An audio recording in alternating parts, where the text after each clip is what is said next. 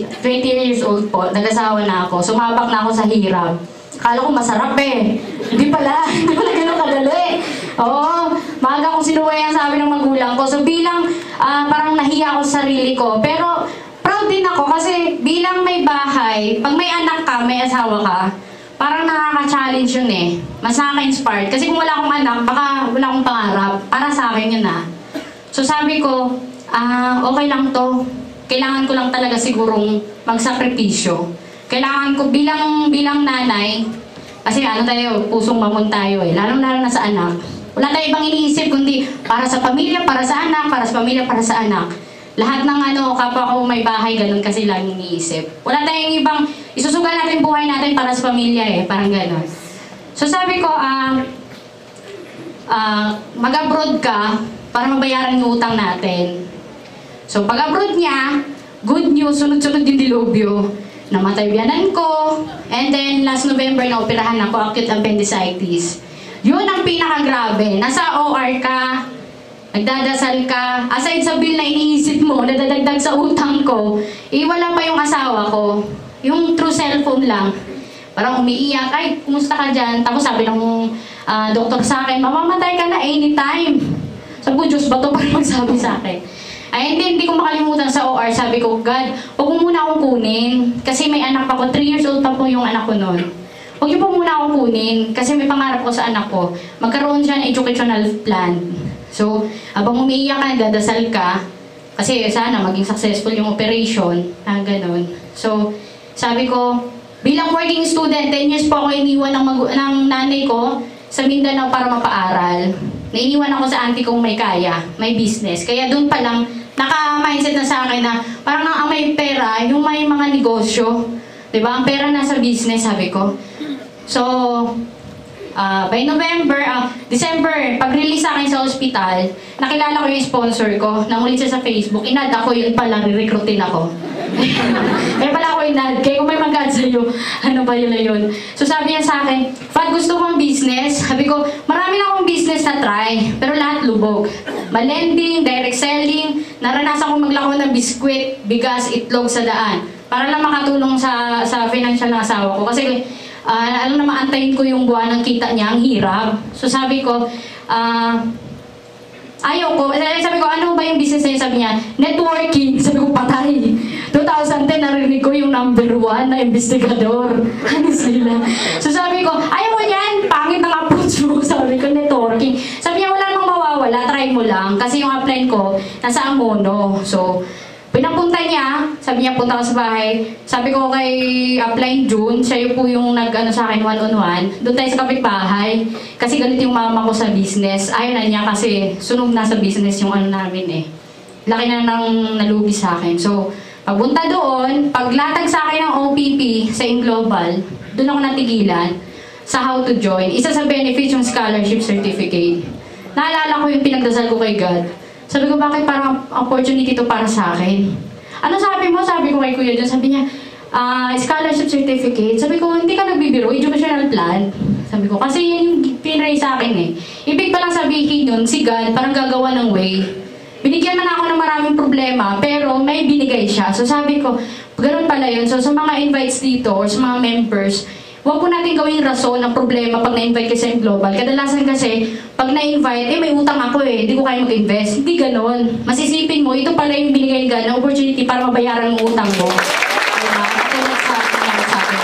So sabi ko, hindi na ako negative. Sabi ko, okay, business-minded naman ako, although, pangit lang kasi nung time na yun yung network marketing eh. So sasabi ko, say mag-join ako.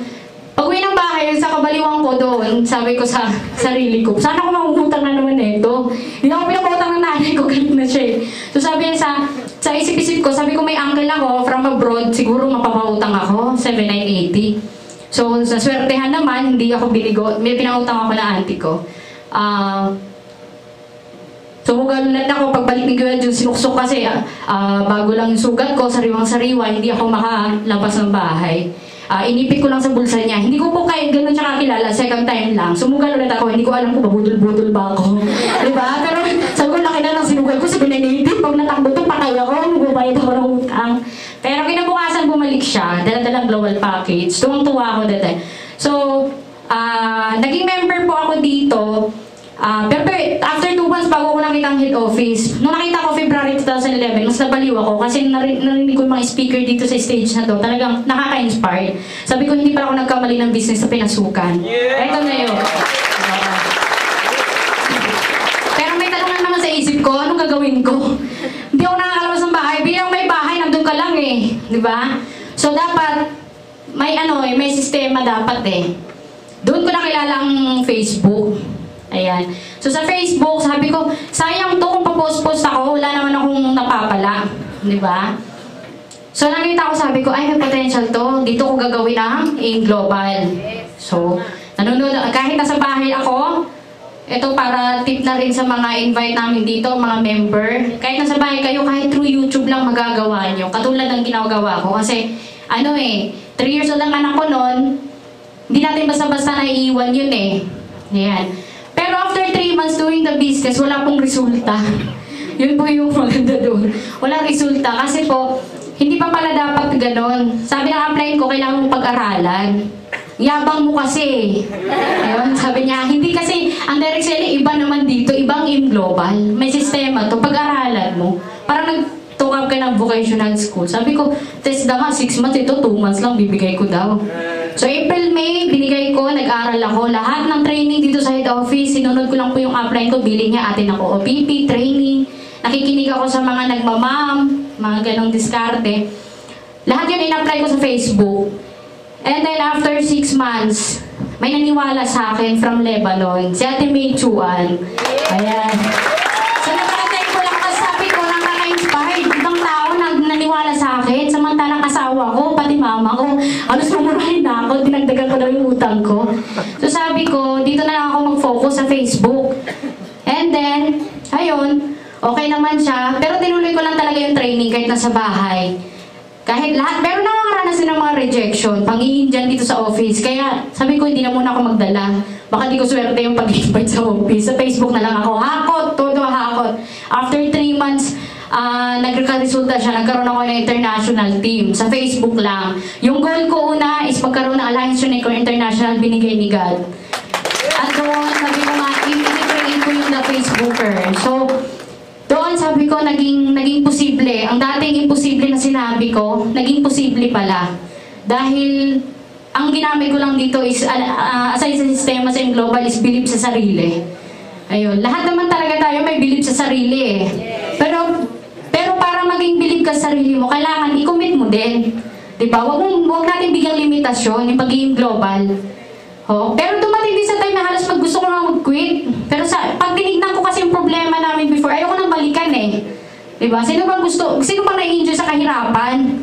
Diba? Wala naman siguro nagtatawa, nagtitingin ng listahan ng utang. Diba? Bilang nanay din, gusto ko rin talaga magkaroon ng magandang edukasyon yung anak ko. Kasi yun nga, working student ako, ayoko pamana sa kanya yun. At lalo na yung unang goal ko, na malagpasan ang income ng asawa ko sa abroad, sa Saudi. Kasi negative nga siya. Nung naano ko yun, nalagpasan ko yun, ay positive na siya. Pinapakita ko yung income ko sa webpage, ayan. Mas alam niya yung username password. Mas maganda pala, nakapag-positive pala yung husband yun. So, 1 year doing the business. Sa lahat ng obstacle na bumabangga sa akin, lahat yan hinarap ko. And then, pag uwi ng husband ko, sabi ko nga, goal ko, makapag-for good siya. Ayoko po kasi talagang kailangan yung antayin na tumagal sa abroad. Dahil mahirap po, lalong-lalo na sa Saudi. Driver po, isang driver ng company yung asawa ko sa Saudi. Tatawagan ka, biglang sabihin, ay may checkpoint pala dito, anuhin kami ng Maarabo. Alam mo yung kaba? Diba? Kasi kahit asawa tayo, hindi lang nasahod na antay natin eh. Diba? Ang hirap ng gano'n, kaya sabi ko, kailangan ko mapawi yung asawa ko. Pag uwi niya, niregaluhan ko lang naman siya, may Mitsubishi Adventure. Nakakainis kasi, negative eh. Ganun lang pala yun. Diba?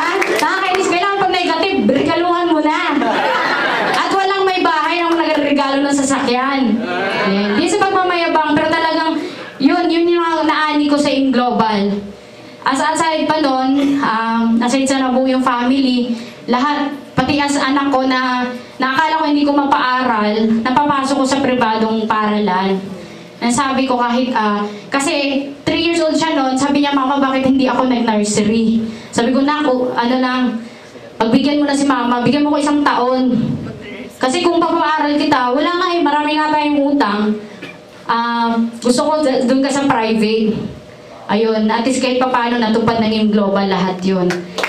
Ayun, pag-uwi ng asawa ko doon na tinulungan niya ako, gumawa siya ng sariling grupo, nag-7 Heads din po siya. Ayan, hinayaan ko siya mag-create sa kanya para maramdaman naman niya yun. Para dalawa na kami. And then, last 2013, 2 na invest ko, ang isang townhouse. At last October lang po, brand new Santa Fe. Ganun lang pala yung palibig yung asawa. Kaya tip ko sa mga babae, ito ganun lang gawin natin. Diba? Lalo na sa mga kalalakihan na negative yung mga husband o sa mga mother na negative dun sa ginagawa ng anak, huwag niyo pong pigilan. Para sa inyo kasi itong ginagawa namin eh. Diba? Lalo na sabi ko sa negative yung mama ko. Ang nakaka-inspired lang doon, nung nagka-resulta na ako, damay sila kasi ako nag-create na account nila. Ako naghihirap eh. Pero maganda doon, nabibigyan sila ng savings. Nabibigyan sila ng savings. Ang kapatid ko kahit hindi pa-graduate, meron na. O di ba mas masarap yun. Aside sa meron ka, ito yung gusto ko sa yung global. Yung mayaman ka na, pati pamilya mo, damay pa. O diba? Believe sa sarili. Kahit anong rejection na encounter nyo, kahit sa Facebook, nabablock po ba kayo, na-unfriend kayo? Naranasan ko rin yun. Naranasan ko rin po yun. Na alam mo yung nakakainis, nakakairita, na deal mo na, kinabukasan, block ka pala. Pero okay lang yun. Huwag dapat tayo kayo masaktan. Silang masaktan. Kasi hindi nila alam, di ba nila intindihan. Diba? Through Facebook, ayan. So, guys, believe sa sarili. Commit lang po. Huwag natin bigyan ng due date yung pagiging global. Marami nga akong mga uplines na nakikita na 2 years na, 1 year na di pa rin nag-quit and now talaga nag-earn sila, yung mayaman sila. So sabi ko, gusto ko rin maging ganon. Gusto ko lalo na sa mga may bahay. Gusto ko maka-inspired sa mga may asawa. Lalo sa mga single parent. Guys, sabi ko kung ako nga namang problema na may kasandalan asawa, kayo pa kayo mga single parent. Mga single father, mga single mother. Gawin natin to para sa anak natin. At lalo na sa mga kalalakihan. Mga partner, kung nakaya ng isang babae, may bahay pa, kayo pa kaya? Diba? So dito walang pinag-usapang estado ng buhay.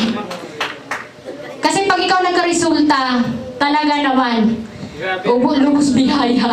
Diba? Yung in-expect mo na yung goal ko na malagpasan ang sahod, nakapag-for good ang asawa, iba pala. Iba pala ang binigay niya, mas grabe pa. Kaya thankful talaga ako kay God, unang-una kay God, kasi binigyan ako ng maraming problema. Pero yun pala magdadala sa akin sa global. Ayan. Lalo sa mga board of director na very proud ako kasi Filipino-owned company. Nung in-OPP talaga ako, sabi ko gusto ko to. Kasi yun nga, kilalang-kilala mo, Pinoy na Pinoy. Sa produkto natin na yun ang talagang nakapag-positive din sa family ko kasi marami siyang napagaling sa member ng family namin. Tapos sa mga uplines, sa Mylene Evdani, thank you kasi binigyan mo ng chance para makapag-share. Then sa mga upline ko, Ryan Tumada, the head of Alliance Unicorn. Ayan, na walang sawang nagme-mentor. June Amin, ayan si Kuya June, na halos madaling araw na matapos kakamain sa akin pag tinext ko na quit na ako. Talaga hanggang alas 3, baliwan. Wala namang 1.5 pa. Pero yun, nakinig lang din ako sa mga crosslines ko na talagang pag, naglalaylo na ako, talagang pinapaalala nila. At sa mga downlines ko, sa mga partners ko, international, andito sila lahat.